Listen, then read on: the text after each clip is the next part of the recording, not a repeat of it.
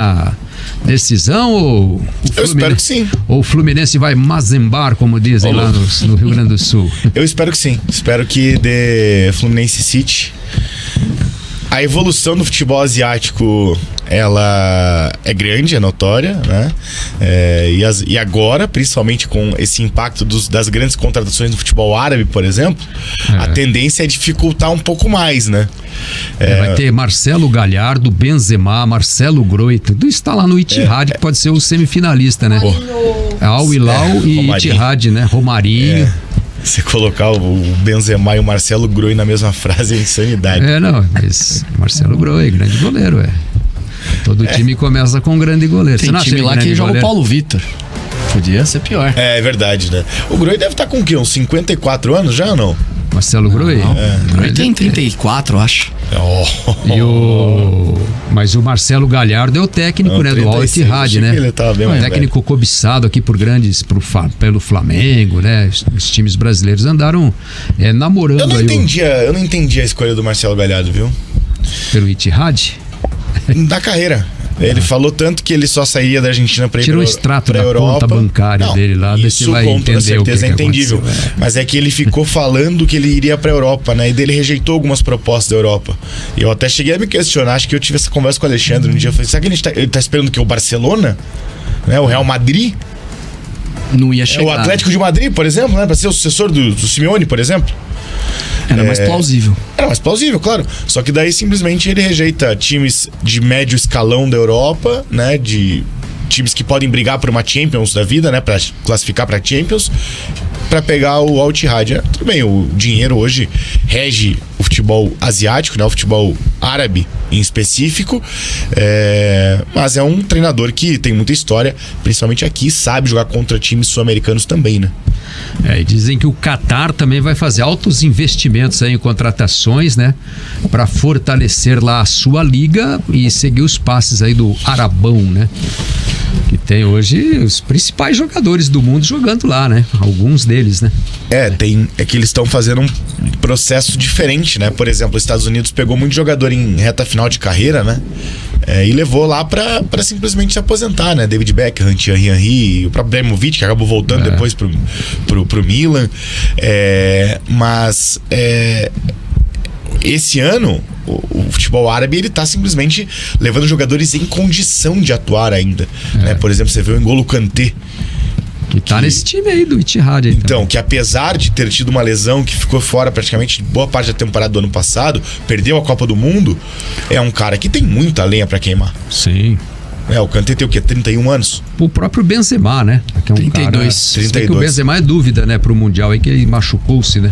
O Benzema já é um pouco mais experiente, né? O Benzema já tem 35, se eu não me engano. É isso mesmo. Mas não deixa de ser decisivo, não, né? Com toda certeza. Ele saiu em alta, ele saiu depois de ganhar a bola de ouro. Não vai ser fácil pro Fluminense chegar no City, não, né?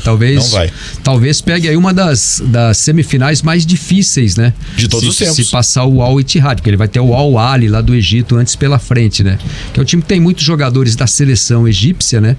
A tendência é o Al Ittihad ganhar do Al Ahly. Mas mesmo se não jogar o Benzema, os caras podem jogar com o Jota, Romarinho, e tem um marroquino lá que é já mais experiente, o Randallah, que é o artilheiro do Al Ittihad já há 3 temporadas. E o cara tá fazendo gol pra caramba de novo. Tem perigo. Claro que tem. Não é porque não tem o Benzema, tá bom. Aí tem Fabinho, tem Kanté, tem time dos caras, tá louco. Kanté, cara. Meio campo. Foram 2 volantes que marcaram uma época toda na Premier League. Tem o Igor Coronado lá. São grandes jogadores, né? De Curitiba. Então, não vai ser essa moleza, não, né? A gente, claro que normalmente quando vê o Mundial de Clubes, a gente já projeta a final, né? Entre o time da Libertadores, nos últimos anos um brasileiro, e o campeão da Champions, né? Os caras até cantam, né? Pode esperar que a sua hora vai chegar, às vezes a hora não chega, né? Segundo o Google, o Igor Coronado é de Londrina. Mas eu entrevistei Paranaense. Ele em Curitiba, entrevistei ele na Rádio Guanabara, onde eu trabalhava, tinha um programa sobre futebol internacional, e ele tava por aqui. Ele tem nome de colombiano, né? Igual o De La Torre, né? Exatamente. Que era de Arapongas. Ele nunca jogou no Brasil, né? O Coronado. O De La Torre era acho que é de Apucarana ou Arapongas, né? Ele é daquela região ali, daí você pensava assim, mais um estrangeiro aí pelo Porto Atlético. De La Torre. Não é, ele é paranaense. Guilherme De La Torre. Em Curitiba, 12:13. Vamos. Eu tô pegando o mouse aqui, meu amigo. É outro. Muito bem, 12:13. Este é o Bate-Pronto aqui na Jovem Pan News. O Brasileirão terminou ontem, o Palmeiras confirmou o título e o Santos o rebaixamento. Vamos ver então os jogos, né? Os resultados da 38ª rodada do Brasileirão. A rodada começou às 7h com a vitória do Goiás sobre o América por 1-0, que não mudou nem um centavo ali o preço do dólar.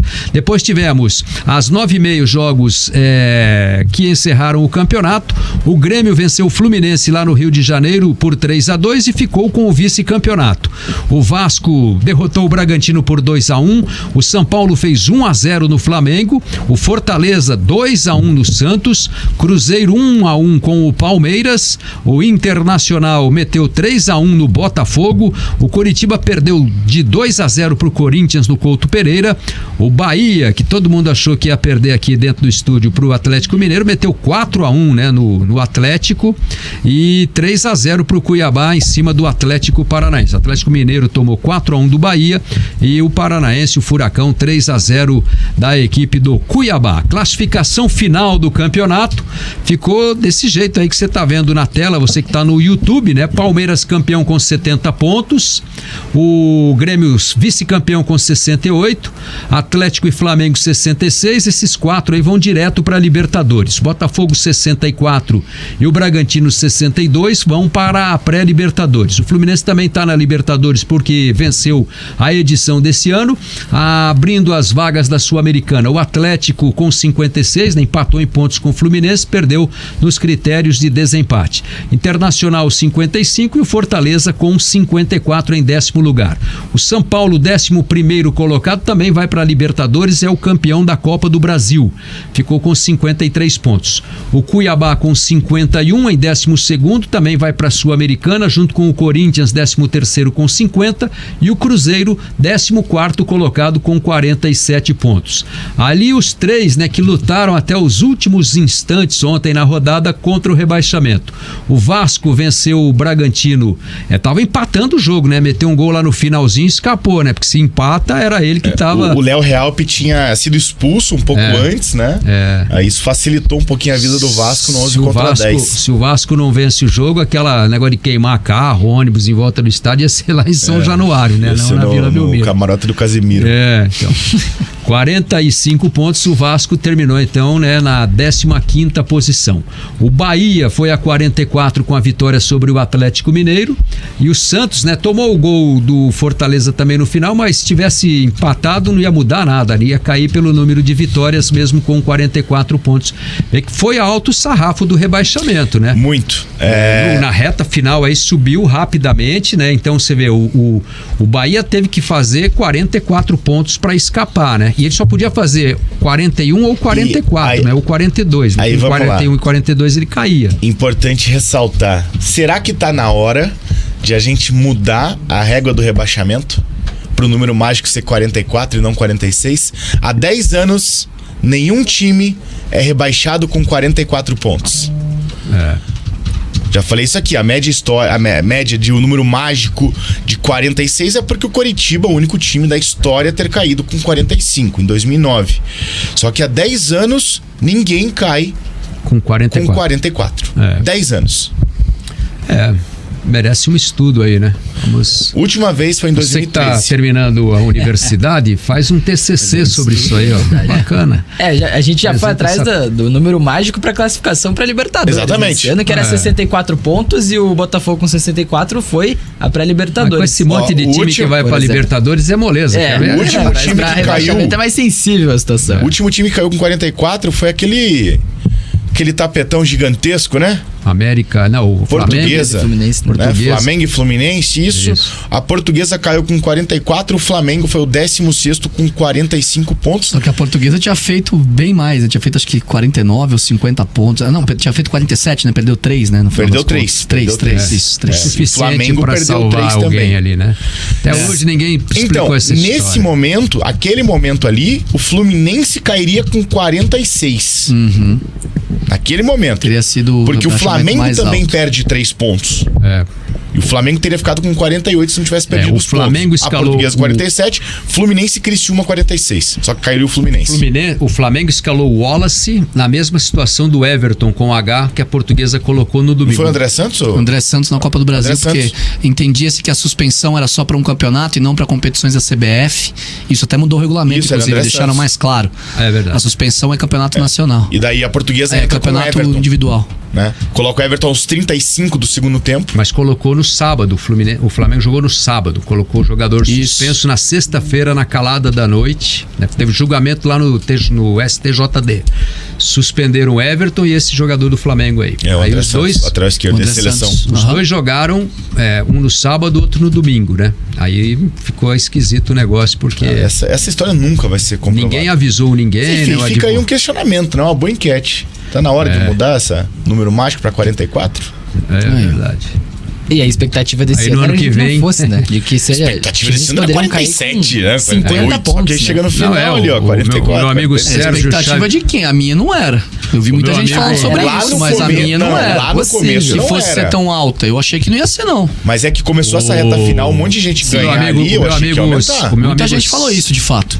O meu amigo Sérgio Xavier Filho fez naquele simulador de tabela, ele fez uma simulação que dava pra cair com 50 pontos. Imagina. Então, mas em qual rodada o Coritiba caiu? Contra o Fluminense, né? Foi. 35ª. 33 rodadas de depois da data FIFA, né? 35ª. É que na verdade o Coritiba podia ter caído antes por conta daqueles jogos que foram adiados e tal, né? Ele podia ter caído na 33ª. Então, mas aí é o ponto. Se você pegar na 35ª rodada, tem times ainda com 41 pontos fora da zona de rebaixamento, faltando 3 rodadas. Então poderia ter aumentado, por exemplo, para 47. Mas daí todo mundo tinha que ganhar tudo. Não, o Bahia 47, mesmo. O Bahia que tá com 41 pontos, ele entrou na rodada passada na zona do rebaixamento, né? Na 37ª. O Cruzeiro ficou um tempão na zona de rebaixamento por conta dos jogos atrasados, inclusive. Isso, é verdade. Então é isso, né? O negócio é fazer 45 e não ficar fazendo essas contas aí, né? Daí não precisa, né? Vai matar a torcida do coração à toa, né? Muito bem, lá na parte de cima da tabela o Palmeiras já estava com quase o corpo inteiro abraçado na taça, né? Precisava só confirmar a conquista ontem e confirmou o título sem sustos. Grêmio, Atlético Mineiro e Flamengo completam o G4, garantem vaga direta para Libertadores. É isso, e o Santos, né? Acabou caindo no apagar das luzes do Brasileirão. O Fortaleza venceu o jogo por 2-1, né? Você estava apostando no Santos, você estava apostando no Vasco, você disse, Atlético Mineiro, eu falei, né? Na minha opinião, Bahia vai ganhar o jogo. O Linhares foi o único aqui nessa bancada que disse. Eu falei eu achei que o Vasco ia cair com um empate, né? Eu falei aqui que o que mais merecia cair era o Santos, né? Mas eu achava que ia cair o Bahia justamente pelo jogo do Bahia ser o mais difícil. E foi o mais fácil, né? E foi o mais fácil, né? 4-1. Então. Quando tava 1-1 lá, pergunta pro torcedor do Bahia se tava fácil quando tava 1-1 no jogo lá na Fonte Nova. Tem 2 pontos aqui, Linha. Primeiro, lá em cima, o Grêmio reclama muito do pênalti do Yuri Alberto, né? Porque na matemática fria, se aquele pênalti é marcado e foi no finalzinho do jogo, 3-3 lá em Itaquera, e o Luan, que bateria o pênalti, faz o gol contra o Corinthians em Itaquera, o gol da vitória, o Grêmio teria sido campeão por número de vitórias. E aí eu conversando com alguns amigos gremistas sobre isso ontem à noite, né? E aí a discussão foi longa, não sei com vocês, mas eu fiquei conversando sobre o Brasileirão até altas horas da noite ontem. Eu falei, a questão é que daí muda o contexto. O Palmeiras, por exemplo, precisaria entrar para vencer o Cruzeiro. Sim. O Palmeiras não entraria na moleza, entre aspas, de não perder e ainda ter o saldo de gols para ser campeão. O Palmeiras faz 1-0, tranquilo, toma um gol de empate, finalzinho, sem muito problema. É campeão brasileiro, sabia que mesmo tomando a virada era campeão, não tinha muito risco. Então muda muito o contexto, né? A gente precisa também analisar isso, não dá pra analisar um número frio. Se minha mãe tivesse 2 rodas, seria uma bicicleta. Então, foi isso que eu falei pros meus amigos gremistas que me responderam. É fácil pra você dizer, eu não vou conseguir dormir hoje. Isso aí tá pegando em mim. O Renato Portaluppi falou sobre isso também, né? Do pênalti do Yuri Alberto. Vergonhoso o pênalti, aliás. Né? Vergonhoso. Não, foi um pênalti claríssimo. Foi o pênalti mais claro do Campeonato Brasileiro, não foi Mas se você for ficar mudando, se não acontecesse isso... Sim, é claro.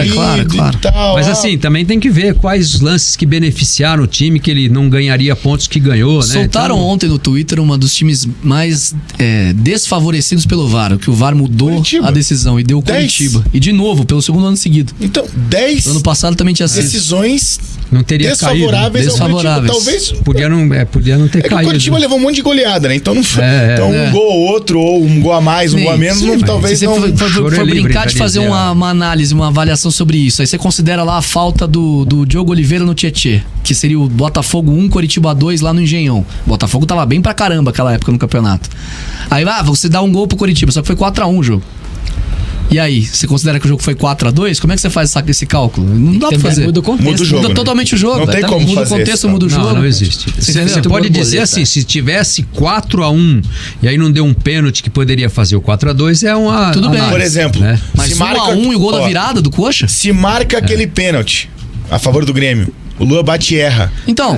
Mesma coisa. O Renato estaria chorando na coletiva, falando: e se o Luan acerta o pênalti? O caso do Tiquinho Soares. Que é mais fácil. O pênalti do Tiquinho Soares contra o Palmeiras, né? Ele podia ter. O Botafogo tá reclamando aí que teve 38 prejuízos com erro de arbitragem, né? 420. Diz que vai entrar na justiça comum, o John Textor, né? E tal. O Botafogo teve menos decisões que foram desfavorecidas a ele do que o Palmeiras.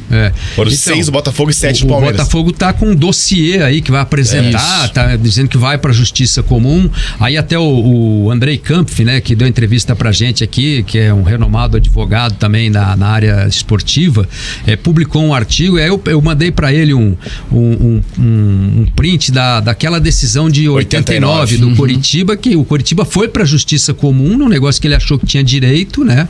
E o Ricardo Teixeira meteu a caneta lá, rebaixou o Curitiba para a terceira divisão, da primeira para a terceira, né? Eu quero ver se a CBF vai ter a mesma caneta, né? Se está guardada no cofre lá para canetar o Botafogo, se o Botafogo for para a justiça, porque inclusive foi uma medida que a FIFA e a CBF tomaram contra o Curitiba, porque nenhuma das duas entidades aceita a justiça comum como foro de discussão das regras das competições. E aí quem pega a vaga na pré-Libertadores? Tem um interessado direto. Então, Clube Atlético Paranaense, que ficou com primeira vaga, primeiro fora da zona de Libertadores. Mas aí eu não sei se como funcionaria isso. Eu não sei se o Botafogo vai entrar, e daí tem o próprio Santos, né? Porque se rebaixar o Botafogo, o Santos sobe na tabela, entendeu? Escapa do rebaixamento, não é isso? Sim. Exatamente. Então tem um jogo de interesses gigantesco aí por trás disso. Agora, será que vai acontecer? Será que a CBF vai ter esse mesmo peito que teve com o Coritiba, com o Botafogo, né? Tem torcedor do Coritiba diferentes, né? São outras épocas e tal, mas assim, a lei não mudou de lá pra cá, né? Não, a lei não mudou, mas hoje continua valendo de que, né? Qualquer decisão da justiça comum não é afetada na justiça desportiva, né? Não, mas a FIFA e a CBF têm um mecanismo que proíbe os clubes de ir à justiça comum. E a punição é o rebaixamento, né? Então eu quero ver se vão aplicar essa regra que aplicaram contra o Coritiba no Botafogo. Né? Essa que é a discussão, né? Se o Botafogo vai ter, porque alguém pode avisar o Botafogo, vai acontecer a mesma coisa. Tem um exemplo, vai lá. Quero ver se a CBF vai ter também, né, o mesmo critério. Sim, com toda certeza. Porque assim, aconteceu uma vez lá racismo na Arena do Grêmio, né? A menina xingou o Aranha que estava ali no gol. O Grêmio foi excluído da Copa do Brasil. Foi o único caso. Aí nós tivemos um monte de casos nós tivemos outros 844.832 casos isolados de racismo no futebol brasileiro e não houve nenhuma punição no mesmo critério que o Grêmio sofreu naquela edição. É verdade. Né? Então houve assim um oportunismo numa situação e que devia ter virado inclusive regra, né, de decisão. Aí tinha acabado esse negócio. O caso Celcinho há 2 anos na Série B pro Londrina. Então assim, essa punição mais de um caso, inclusive. Essa punição do Grêmio, né? Essa punição do Grêmio que seria exemplar, né? Ela não foi exemplar para nada. Qual o exemplo que essa punição deu? Só ferrou o Grêmio naquela edição do campeonato da Copa do Brasil. E acabou ali. né? Se essa punição virasse uma coisa corriqueira, já tinha acabado esse problema. Imagina, não tinha futebol na Espanha. Acabava. Verdade. Tipo assim, o futebol espanhol. Você imagina Real Madrid e Barcelona não poder disputar a Champions League por conta e fizeram isso com os hooligans na Inglaterra, acabaram com a violência na Inglaterra. Quantos anos o futebol inglês não pôde participar da Champions? São medidas que têm que ser firmes e efetivas, né? Só que ali ficou no Grêmio, né? Naquele ano lá, e acabou. Se tivesse sido botado em prova, daqui pra frente é assim, né? Se alguém fizer isso no estádio, o time não tem discussão, no outro dia tá fora, já não joga na outra rodada. Acabava, né? É verdade. Violência, que não aconteceu ontem lá com o Santos, né? Lá em Santos. O que aconteceu... Eu quero ver se a CBF vai fazer a mesma coisa que fez com o Coritiba em 2009. Quantos jogos o Santos vai cumprir? Agora mudou a regra, né? Você cumpre a punição com a torcida visitante não podendo entrar no estádio. Ok, até acho que você pune a torcida. Acho até coerente. Eu vou fazer o advogado do diabo aqui. Eu não tô defendendo ninguém. Pelo amor de Deus, não me entenda errado. Pra mim, o Santos pegava 150 jogos com portão fechado. Não, ele não pode jogar em Santos. 100 quilômetros, como foi com o Coritiba. Mas... Para a CBF, para o STJD, as imagens dos ônibus queimados, de carro de jogador queimado, elas impactam tanto quanto uma invasão ao gramado? Eu imagino que não. Então, eu também imagino que não, e é por isso que eu tô fazendo essa pergunta. Porque eu não sei se... Amigo... Porque, por exemplo, o Santos e o Vasco já foram punidos esse ano por coisas que aconteceram em volta do estádio. E o que aconteceu ontem foi talvez o maior crime da história do futebol brasileiro. Sim, concordo plenamente. A gente tem até a imagem aí do... River Plate. A gente vai falar sobre isso mas River Plate e Boca Juniors. River Plate e Boca Juniors foram jogar uma final de Libertadores na Espanha, porque apedrejaram o ônibus do Boca fora do estádio. Sim, é verdade. Não foi nada dentro do estádio. Porque é um ambiente do futebol. Sim. O entorno faz parte. É a circunferência do estádio. Nós somos a Vila Belmiro fazer Santos e Coritiba esse ano. Carro ali paramos ali. Nós deixamos numa garagemzinha lá, mas não era uma casa aberta, Pra mim, o que aconteceu ontem em Santos é muito pior. É que as imagens de 2009, elas ficaram muito marcadas porque fazia muito tempo que não acontecia algo daquilo, daquele jeito. Teve um policial ferido naquela invasão, né? Por tacar uma cadeira no policial. Então, assim... A batalha foi campal, né? Então a impressão que passou, mas assim, não foi pior ontem, talvez? Com toda certeza foi pior. E é por isso que eu tô perguntando, será que a CBF vai colocar isso em pauta, o STJD no caso, o que aconteceu fora do estádio? Pô, ônibus... Pegaram o carro do Mendonça. Carro do Mendonça. O jogador do Santos. E se ele tá dentro do carro, ele morre queimado dentro do carro. É isso. É a barbárie, né, que foi instalada na sociedade brasileira. Nem aí, se tinha gente dentro do carro, não, eles tacaram fogo. Sim. É coisa criminosa, entendeu? E coisa de gente que estava dentro do estádio saiu para quebrar tudo do lado de fora. Não se sabia que havia uma chance de animosidade pós-jogo. Isso já tomou punição nesse Campeonato Brasileiro. Por brigas e fora do estádio, inclusive. É o que a torcida do Cruzeiro fez ali na Vila Capanema. Porque assim, dentro do estádio, teve o quê? 2, 3 torcedores que invadiram o gramado, teve cadeiras arremessadas pro gramado. Eu não vi porque a gente tava lá no estádio, lá, trabalhando no jogo do Coritiba. Teve vidro quebrado. Eles quebraram aqueles vidros que agora não tem mais alambrado, né? São os vidros ali, né? Quer dizer, na Vila Capanema falaram que o alambrado era uma desgraça, mas né? Pra mim... Na Vila Belmiro quebraram o vidro e ninguém falou nada. O que aconteceu fora do estádio, pra mim, é uma das coisas mais graves que já aconteceu no futebol brasileiro inteiro. Muito similar ao que aconteceu no Couto Pereira em 2009, né? Exatamente. A diferença é que uma foi fora e outra dentro. Agora, a gente precisa ver se a CBF vai usar, né, o STJD no caso, aí, porque essa não é a decisão da CBF, isso é do Tribunal de Justiça Desportiva, lá, o Superior Tribunal. Que pena eles vão aplicar, né? E quem vai sofrer com isso é o Santos, né? A pessoa jurídica Santos Futebol Clube, né? É ele que vai... porque a torcida não vai entrar. O certo é jogar 100 quilômetros de Santos, não pode ser São Paulo que dá menos de 100 quilômetros, então vai ter que ir lá para Itu, Campinas, sei lá onde. Né? Campinas pode. O Coritiba ainda jogou com torcida lá em Joinville, né? Sim. Não foi de portão fechado, né? Não, a punição era 100 quilômetros, 100 quilômetros.